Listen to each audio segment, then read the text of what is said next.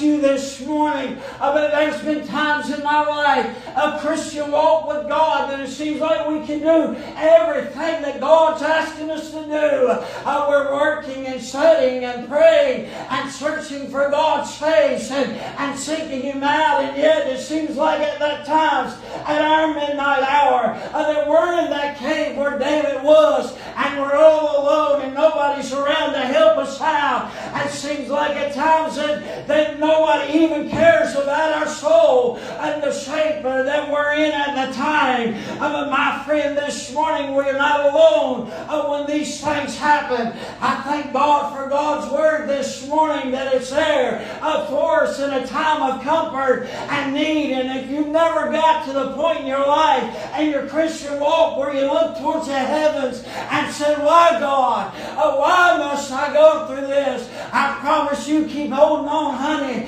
It won't be long in your Christian walk. You'll find yourself laying in the bed in the early times of the morning, and the house is quiet and still, and it seems like everybody's sleeping and peaceful, and yet you're wide awake wondering, oh God, do you hear my prayers? Oh God, why must I go through this time that I'm walking through? Maybe a time of death of a loved one. You're looking in the casket of a loved one, laying there, your dad, and saying, man, why must I walk through this and this time?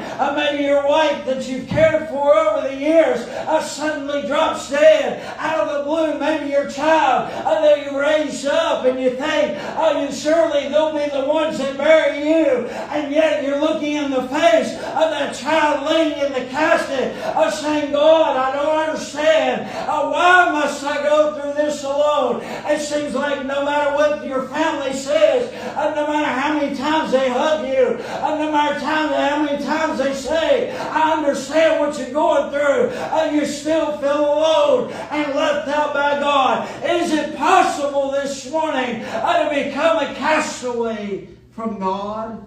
I want to give you this morning, the Lord willingness of a few of these men that felt like a castaway from God. I think about a man called Elijah. They spoke about him in Sunday school this morning. In 1 Kings chapter 19, verses 9 through 14 talks about Elijah in the darkest hour of his life. You got to understand, Elijah was a great man of God that loved God and served God and fought for God. As a matter of fact, Elijah loved God so much that he took out his sword and killed old Ahab and Jezebel's false prophets. And it wasn't long after that, Elijah went to the top of the mountain, and they were